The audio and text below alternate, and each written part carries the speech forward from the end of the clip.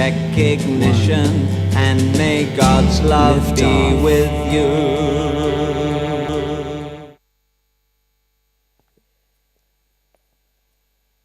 Is this our future?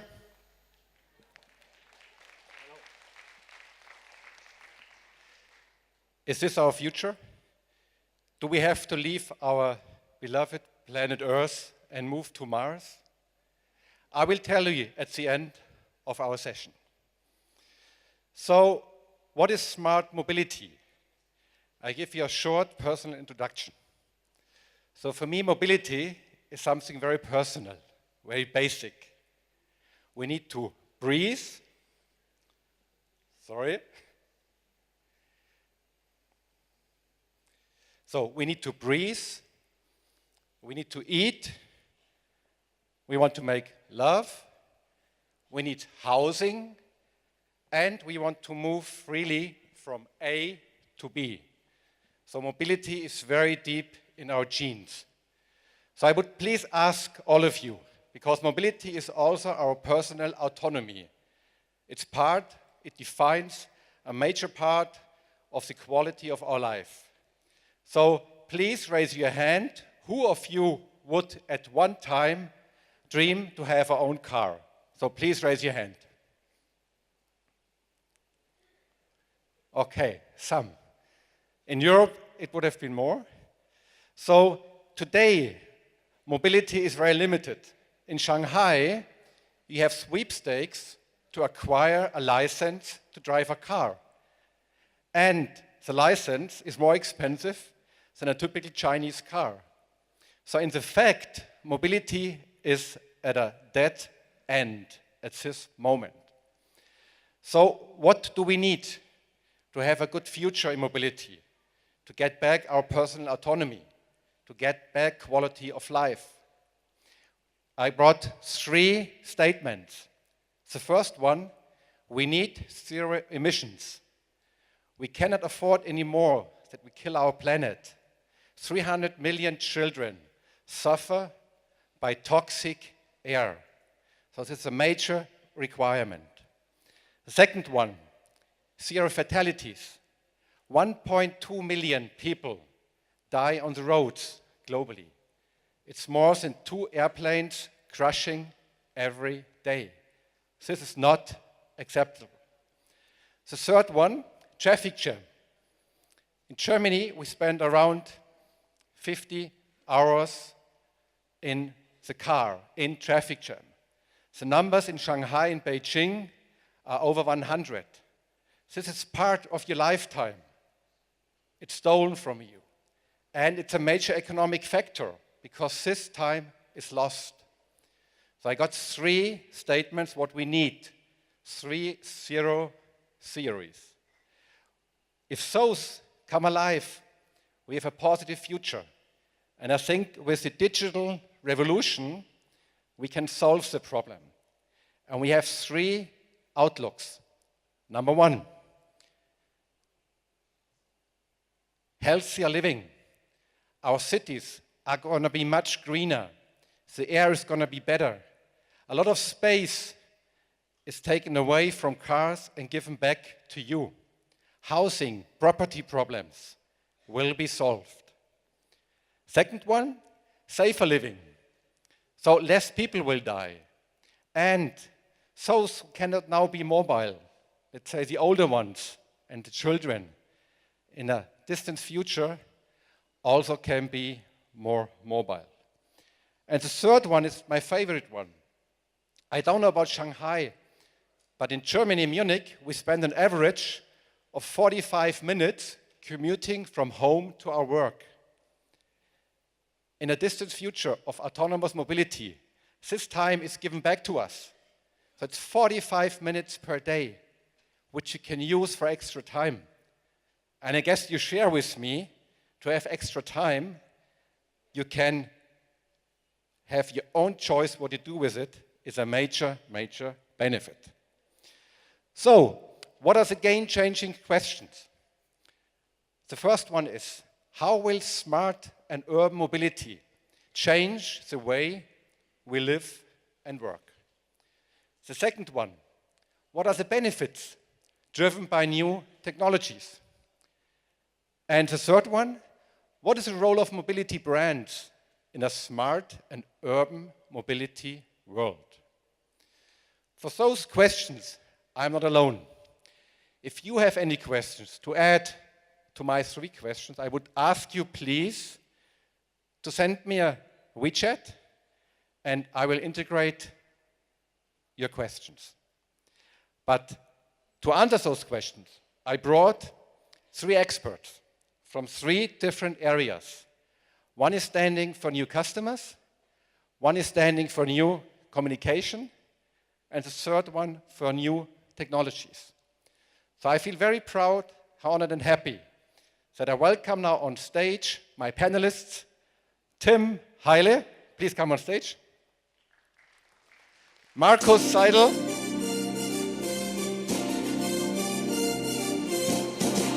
and last but not least, Dr. Manfred Reunel. Please welcome them on stage.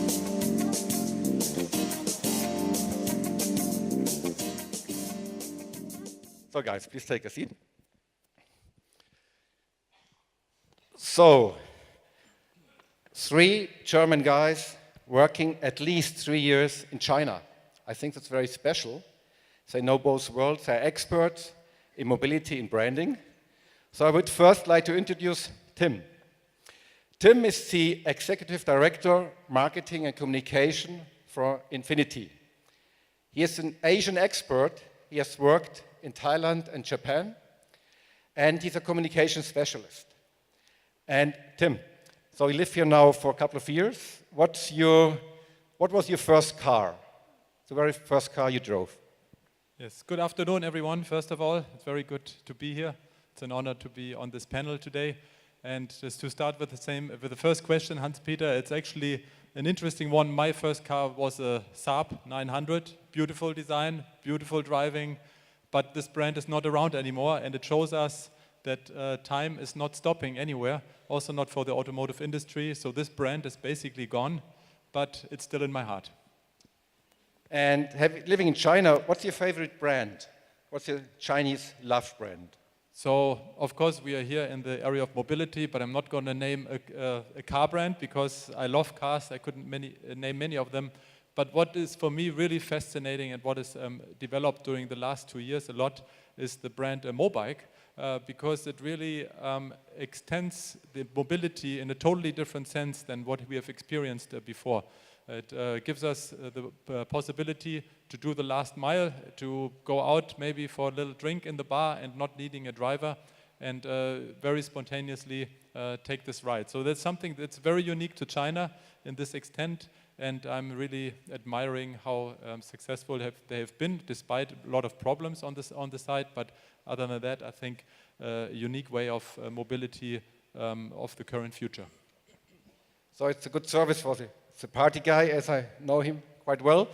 So what's your favorite project you did in China you are proud of?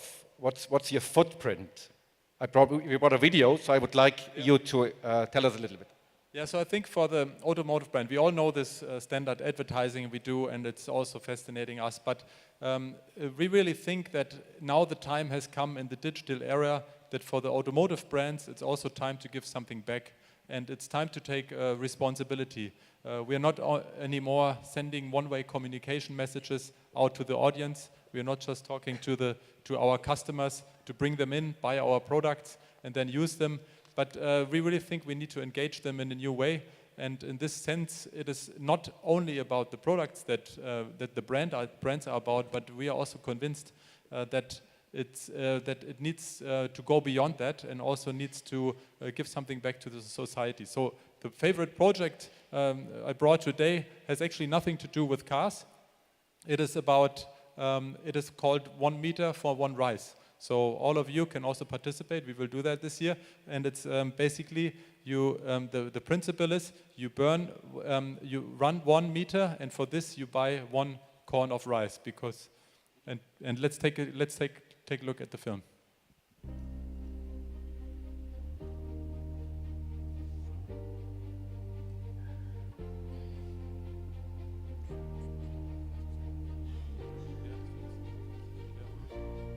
So we can see that basically a standard in the industrialized nations, we know the phenomenon that we have too much food, we throw it away every day, and then we think there's people on Earth who would need it, but it's of course not possible logistically. But in this case, actually we found a way that we say many of us are a little bit maybe obese, we all want to lose a little bit of fat because we sit in the office all day long, so we want to burn some calories. But then there's other people also in China who need calories. So what this project basically does very simply, we can burn calories through this integrated app, and at the same time these calories are converted to rice, which are then donated to areas in China where children are suffering still from hunger, because there still are. And at the same time it's also an example that very much stands for the brand that we do. It's a challenger brand in Infinity and therefore very closely related. And through this one, we basically generated more than 400,000, almost 500,000 people who took part in this project, interlinked to this app. This machine was based in Beijing, so you could see directly that this machine is filling up rice for every meter that is run on this digital app that was linked to our servers. And through this project, more than 30 tons of rice came together, transported to these areas, all linked to these little boxes and names. And you can see no cars involved, but still portraying the spirit of the brand. So thank you very much, Tim. I think you all can join. So our next guest, Dr. Markus Seidel. He's the Vice President and Head of BMW Group Technology Office China. Dr. Hao. For him, it's a special day because his assignment in China will end today. So I'm very proud and honored that you join us. And Markus, what's your favorite spot around Shanghai? Where's the best place to go? Well, I love to hike, and when I came here with my family in 2015, I was looking for a hiking place, because in Munich you can really hike a lot, as you probably know. So I was looking a bit, and I found a place about 2 hours from here called Mokanchan. So we went there frequently with my family and hiked around in the bamboo forest. So this I did 2 weeks ago for the last time here. You spent with your family here, I think 4 years. You got 2 daughters. And tell us a little bit all about life as an expert in Shanghai, and also with your mobility insight. Well, I come from Munich. It's a city with 1.5 million people. So I arrived here in 2015, and one of the first exercises I did with my team, I asked them, where are you from in China? Most of my associates are Chinese. And one of the guys said, I'm come from a small village. And I would like to know, I asked him what a small village is. And he said 500,000 people. I said, whoa. A small village in China is as big as a larger European city. So eventually that brought it to the point what China is. It's XXL in everything you can imagine, also in the mobility space. So what I did in the first couple of months, I tried out everything what was available or what is available in China in terms of getting around, high-speed trains, taking ride-hailing services, car sharing, having an own driver, driving by myself, etc. And I thought it's pretty well organized here in Shanghai, especially with 25 million people, that you really can get from A to B, but sometimes it takes a while. And when my family went back in summer this year, I'm alone here currently, I did a rough calculation, how many times in Asia, because we traveled a lot, did we spend on a road? And I couldn't believe it when I saw the result of the calculation, because it was like 4,000 man-hours. In 3 years, 4 people. So 1,000 hours per person, I think it's pretty much. So one of the things I started here as a researcher for BMW was to think about how could we address this problem. I think you have mentioned it before, standing in a traffic jam. And I have the privilege here as working as a researcher to think also beyond the car.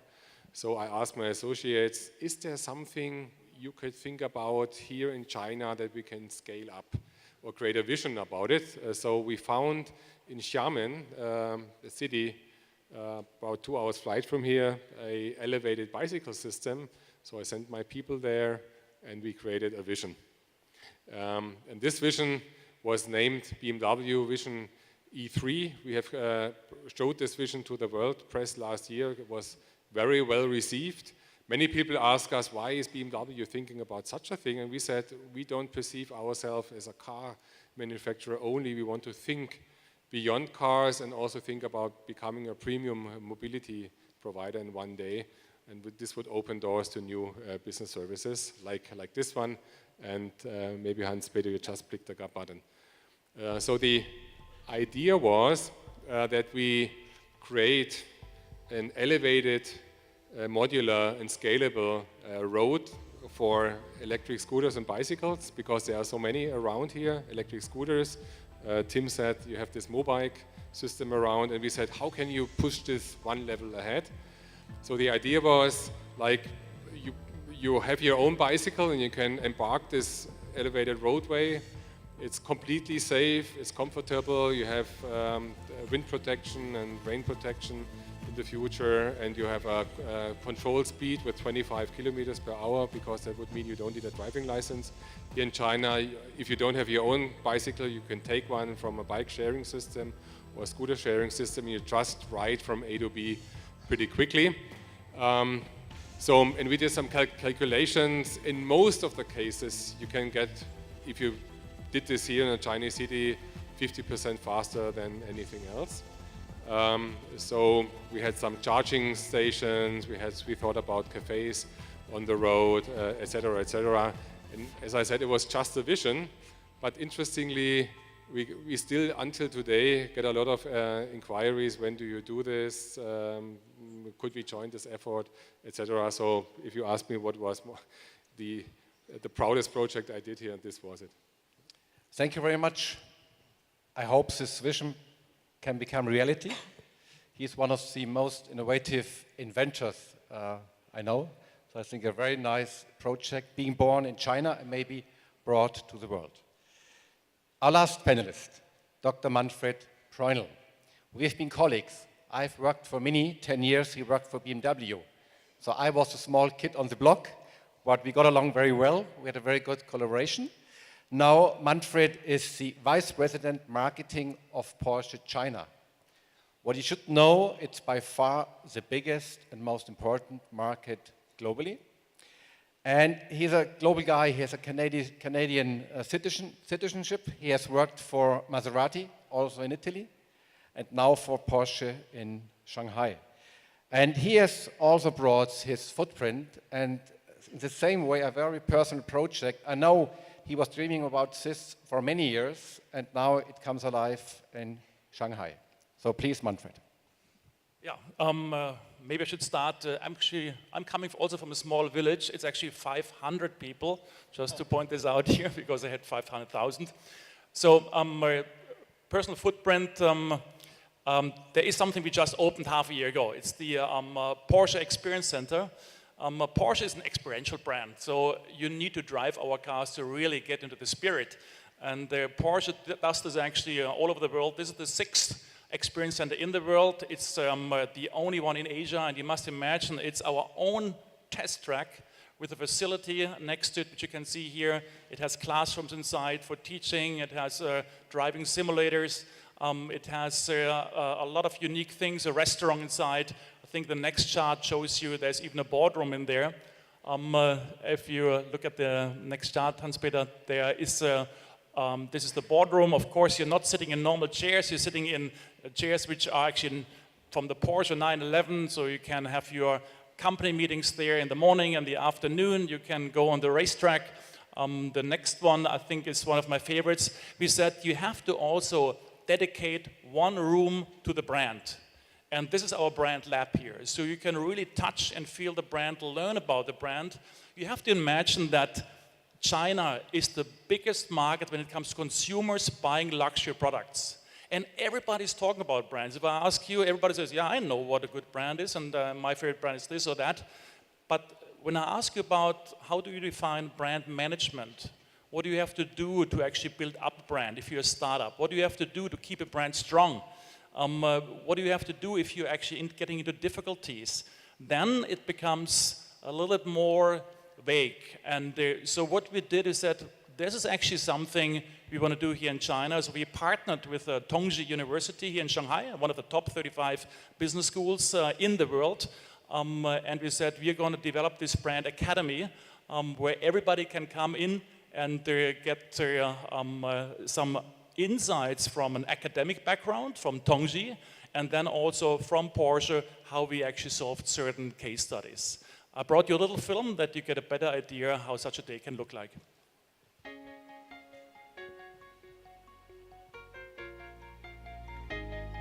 Today we launched the Brand Academy. It's a partnership between Tongji University and Porsche China. 我们发现中国的企业对如何建立一个品牌，如何管理一个品牌这个需求的话，实际上非常大。那我们当时就商讨说，一个跨国公司和一个高校的话，我们是否可以联合成立这样的一个品牌管理学院？ 那我们在这个品牌研究院的整个学习过程当中呢，我们主要想让我们的学员学到在品牌管理研究这方面前沿知识。 Here right now we are standing in the brand lab, so we dedicate this room to brand management. For the future we will offer many more courses to come, so who we will welcome here at the Porsche Experience Center.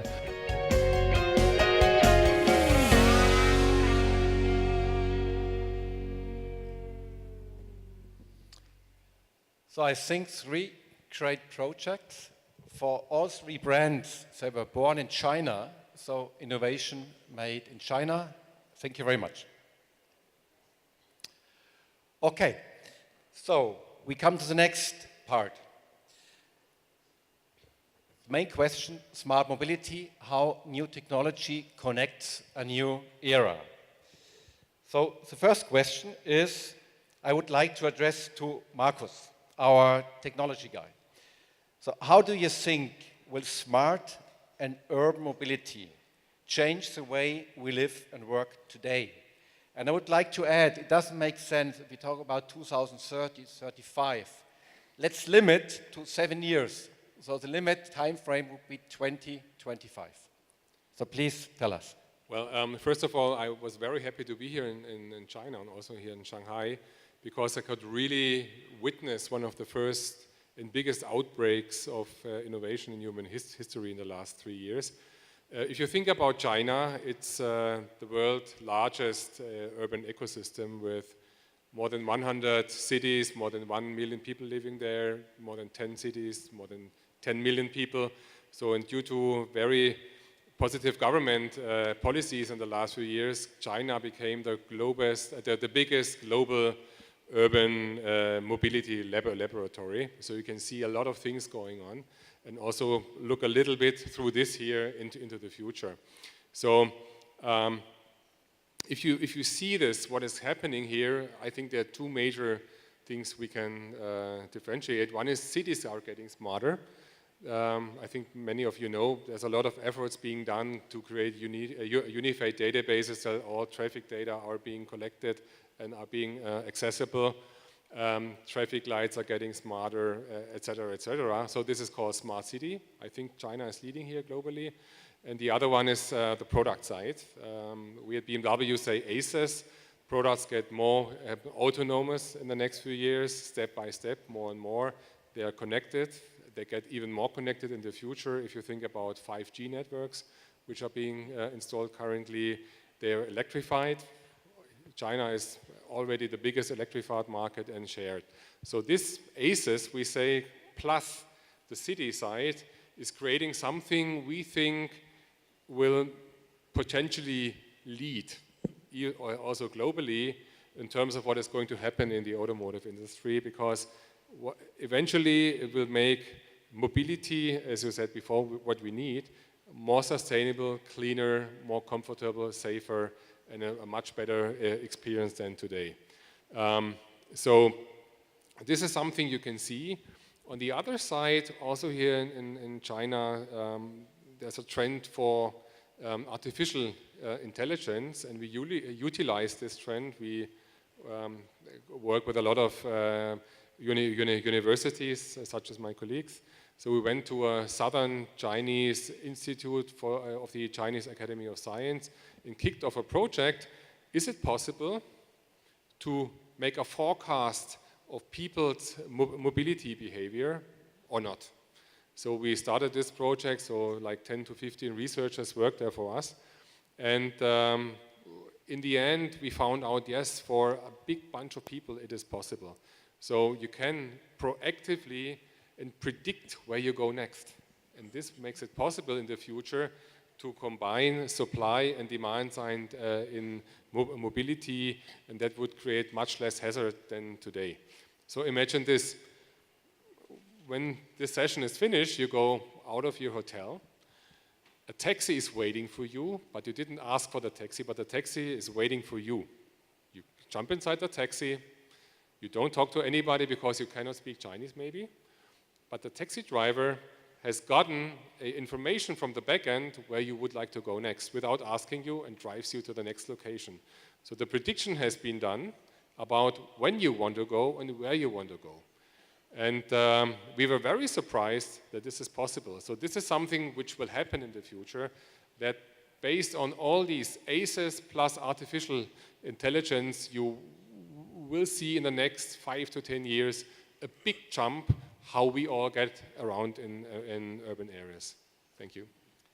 So thank you for your judgment from a technology guy. And I just can say that you Chinese, you are very open to these chances of digitalization and also artificial intelligence. But so also the other question is, what are those new technologies, what's the benefit for you, for the customers? And for this question, the best guy to ask is Manfred. Well, first of all, digital.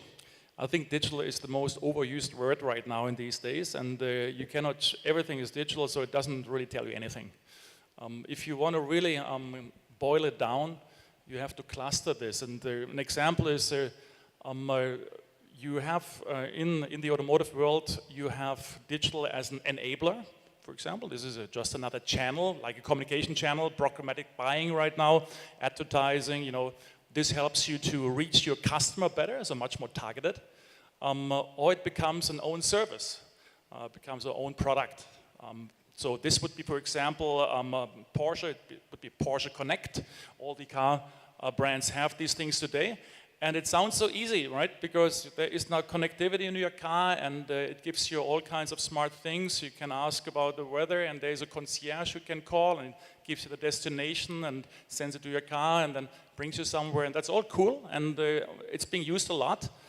But when it comes to these things, there has to always be a business case behind.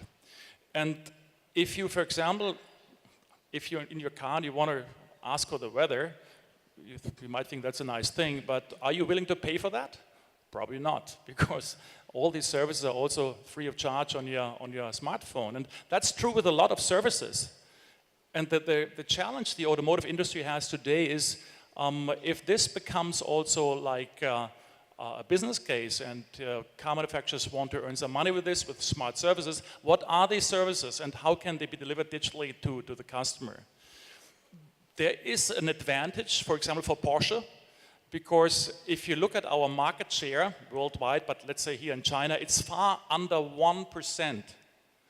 And that means that we obviously have maybe not the average customer, maybe the customers we're having have a little bit higher household income, so they have maybe different preferences. So if you dive into the brains of our customers, and you found out what their preferences are, and they feed it back to you. And then we can actually, let's just assume, we're asking for their special choice of hotel, or their special choice of a restaurant, Italian restaurant, and they feed it back to you. I can give it back to my other customers. And then you create a community. And then actually it becomes something which has a value, because nobody else can copy that. It's only in my database. And we have to be very smart with digital services, what we offer when it comes to these products. And I'm very sure that this will go in this direction. So it's actually easier for a company like Porsche, who has not the average customer, but special customers, and can actually get these preferences from customers and actually can also feed them back. Thank you. So again here, I think the Porsche customers are very challenging, very demanding. And I know that a lot of things which work in China more and more are transferred to the European or the US market. I just checked the questions. I got a couple of them. 3 of them go in the same direction. So you all saw this nice brand academy, the cooperation with Tongji. So the question was, is it a closed shop? Is it just for Porsche customers? So I guess the question is to you, Manfred. Yeah, the Brand Academy obviously is open to everybody because everybody who wants to learn about brands is welcome to come. Obviously, it's not free of charge, so we take some money for this, but I think it's worth it. I think maybe important to mention here is that if you're a company and you say, okay, I want to have not the standard course, but I want to have a tailor-made course because we are a startup, we want to know how our brand strategy should look like to be successful. Also, these things can be done. So again, Porsche is a welcoming brand. Everybody can come to the Porsche Experience Center to drive, to experience a Porsche. Great Christmas gift. Absolutely open to everybody. And maybe I can get him to bring the Porsche Brand Academy also to GDMS next year in the one or the other way. I try. So the last question is to Tim, our communications guy. So what is the role of mobility worlds in this smart and urban mobility world, which were just outlined by Markus and Manfred? Yeah, thank you, Hans-Peter. I think we are really live now in a very exciting time. We are at the edge of 2019 and indeed are just witnessing all as we sit here together, witnessing a transformation of marketing and branding also. And I think Manfred has mentioned a few words in this direction and keywords, of course, digital. And I think exactly this is the reason because we don't need to talk about digital anymore. We are finally at a stage where we are just naturally using it, making use of it, and we are living it. And therefore, looking into the future, it comes to the core attributes. And when we look into the future, we also need to look where have we developed from. And marketing originally has been promoting the product. This soap is good for making something clean, whatever. And later it became more about the brand values. And then much so it became really about also overall values. And then it became more about following the brand. We talked about fans of the brand and so forth. My thesis is in the future, the customer, him or herself, becomes the brand. It sounds very radical, but I think this is the only way now that we can also live in a balanced way with it in the digital era. So in the past it was about the body. This product is for something. Then it was about the mind. It has some emotional impact. Then at the moment we live in a time where everything is for the heart. We have very emotional marketing. And in the future it's really about the soul. It's about balanced because people want to become member of the brand. They just don't want to be fans anymore as we like to see it today, but become actual members and then participate very actively. And for this one, it needs to have a relationship. And we talk also sometimes about relationship marketing, but it's easily said and very hardly done. So I would like to ask yourself, I'm sure you all have relationships with your partners, with your boyfriends, your girlfriends, your husbands, your wives, your family. And what is the most important attribute in a relationship? And from my view, it is the attribute of trust. And it's building up trust. And for this, trust cannot be bought. And I think for this, we as also automotive have to think totally different in the future. It is not about anymore showing advertising, bringing emotions and get something back. We still, I have to admit, we still totally think in return of investment. We invest money from automotive, we want something back from the customer. But this is not how the relationship works. If you give your children a hug when they leave the house, you don't think, okay, but what I get back now in return? If you pour a cup of coffee for your partner, you don't immediately think, what do I get back? And this is something we will need to be challenged ourselves if we want to really build up relationship marketing and make our customers become members of the brand. We have to think different and we have to think in a balanced way. This is my thesis for the future. So thank you. I would like to pick up this idea in the end and come back to 2025. We talked about customers, brands, technologies, And give us one example, maybe in 2025. What is the different role of the brand as a friend, as a companion, as a navigator? How can you build up trust? What would be one of these things, maybe Manfred, what could work in the future for the Porsche brand? I think Tim really nailed it because in the past, marketing was a one-way street. You just put a 3-second ad on the TV and a radio ad and then job done. And this has completely changed because now you're in a dialogue. And you have to be open with your mistakes. You have to be, you have to listen to your customers. And let's face it, if you are a brand, if you're a strong brand, I think the brands which are sitting are strong brands, you have certain brand values. And you shouldn't throw them completely overboard, but if you're in a certain country, you have to adjust them. And that's a very delicate and not such an easy thing because countries are different. I have worked in Germany, in Canada, in Italy, and in China now for the last 4 years. And I can just tell you that the countries and the habits and the people are different. So your brand values, the core values, the DNA, as we say, will stay the same, but you certainly have to respect local conditions. And if you do this, you get much more back from your customers. And at the end of the day, marketing only works right now in a dialogue, that we are in constant exchange with customers and they bring us back also ideas. I also learned yesterday when I was here at the conference, one sentence, and I really believe in this, that the best ideas are actually coming from your customers. It's not that I sit down with my management in a boardroom and think about what's the next great campaign. If you listen carefully in your country where you are, what people like, this is where the best ideas are. This is where the input comes from. And I think this is modern marketing which will lead us also in the digital age. Thank you, Manfred. You told us about this 1,000 hours. It really kept my attention, but it also gives me some imagination and creativity. As a tech innovations guy, what would you do with the 1,000 hours? What can a car brand, what can you benefit from it or do with the customer? I think if you think about the autonomous world, I think you have pictured this vision before. If you give the customer back some of the time, I think these guys would appreciate it very much. And we also know from our research we have done, we have really talked to thousands of people here in China, what do you think about future mobility?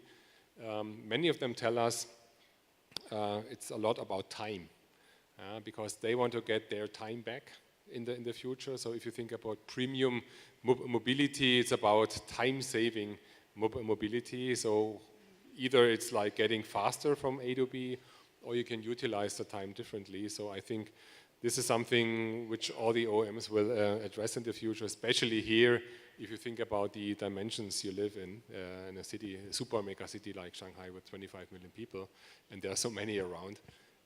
If I go to Germany, I tell my colleagues and friends, I've been to a city 5 million, you have never heard about this place. So this is something very unique here, and that's why I think everything that will globally, maybe in 10, 20 years be seen, a lot of things will be elaborated here. So for myself, time is equivalent to quality of life, so I can really follow up on this. Tim, you're the social media guy, you already were in Europe, and you told me a lot of good things about what you can do here in China, like you call it the vertical media. So how do you think will this happen in the future? It's already very advanced compared to the rest of the world, even to Europe, but looking 7 years, it's a long time. What are your dreams as a marketeer, how you can use this new technologies to build up this trust base with your customers and with your fans? Yeah, I think in this regard also the customers and the user, the prospect, they look for a safe haven or some harbor they feel confident in, and they have a relationship of trust. And this is similar with the vertical media that is very unique, of course, to China. It is basically a lot of different hubs, automotive, that were built up over many years in other countries, such as used car or automotive blogs, Jalopnik, you have that in the US all over, you have dealer websites, and then you have also journalists' inputs and so forth. This is all integrated in vertical, and this is very unique in China. And of course, Spearhead, we have here Autohome, but we have also others like BitAuto and so forth that just give this platform that is very unique because it's integrated. And I think in this regard, this is also what we'll be looking at in the future, because what will not change is the budget for the customer, not meaning financially, but the budget of time. There's still a certain budget of media reception that everyone can afford, and therefore it cannot endlessly multiply in many different brands that customers are absorbing. That's why it is about these few selected hubs and brands of trust that the customer can tend to and that can work with. And in this regard, I think it is a big opportunity for us also to have more focus with the customer on these certain selected platforms, and that's where we'll also be heading to. So I think China gives a very good direction with the vertical media, that it's not always about just multiple and everything, but it is about, for the customer, they want to have one entry point, and this is very much well portrayed with these new vertical media. Okay. Thank you, Tim. Thank you, Markus. Thank you, Manfred, for this, I think, very valuable insights. So I think they have rewarded some applause from you.